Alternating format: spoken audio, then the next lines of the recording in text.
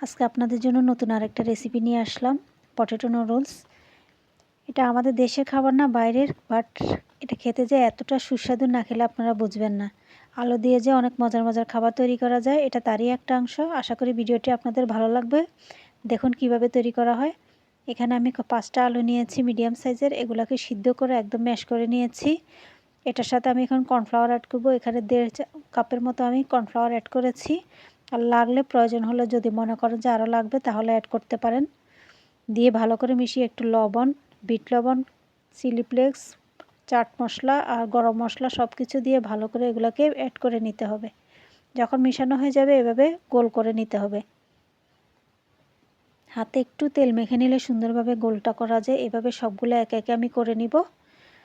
আর ভিডিওটি যদি আপনাদের ভালো লাগে তাহলে সাবস্ক্রাইব করে পাশে থাকুন। পাশে থাকা বেল আইকনটা অন করে দিন, তাহলে নতুন কোনো ভিডিও আসলে আপনারা সহজে পেয়ে যেতে পারেন। আর ভালো লাগলে একটা লাইক দিয়ে সাপোর্ট করুন, সাহস যোগান কাজ করার জন্য। আর এগুলোকে আমি এখন ডিজাইন করে নিব।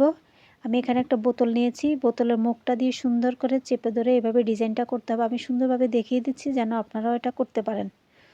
এভাবে হালকা করে হাতের উপর রেখে চাপ দিয়ে ডিজাইনটা করতে হবে। দেখেন কতটা সুন্দর একটা ডিজাইন হয়ে যায় এভাবে করলে, এবং কতটা ইজি। আমি আরেকটা করে দেখিয়ে দিচ্ছি আপনাদের। আর যদি যারা নতুন না পারেন, বোতলের মাথায় একটু আটা লাগিয়ে নেবেন, তাহলে খুব সহজে করতে পারবেন, লেগেও থাকবে না। এভাবে একে একে সবগুলো আমি বানিয়ে নিচ্ছি। যখন বানানো হয়ে যাবে তখন এগুলোকে আমি ফ্রাই করে নিব। তেলটা আগেই গরম করে নিয়েছি। এটা আমি দুইভাবে করে দেখাবো আপনাদের। একটা মচমচা করে আপনারা খেতে পারেন, আর একটা যেটা সসের সাহায্যে করব সেটাকে আমি হালকা ফ্রাই করব। যখন সবগুলা ভালোভাবে হয়ে যাবে দুই সাইডটা, তখন এগুলোকে নামিয়ে নিতে হবে।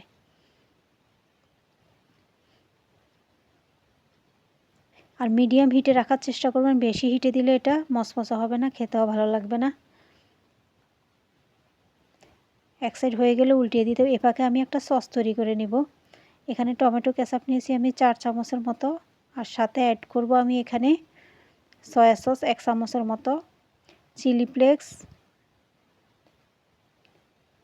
আর গ্রিন চিলি সসটা অ্যাড করেছি, গোলমরিচের গুঁড়ো, সব কিছু দিয়ে এগুলোকে ভালোভাবে অ্যাড করতে দিব। ভিনেগার 1 চামচ দিয়ে ভালোভাবে মিশিয়ে নিতে হবে। এখানে তেল দিয়েছি ফ্রাই প্যানে অল্প একটু, দিয়ে রসুন দিয়ে হালকা করে বাদামি করে ভেজে নিব আমি। যখন একটু বাদামি করে হয়ে যাবে তখন এখানে আমি সসগুলো অ্যাড করে দিব।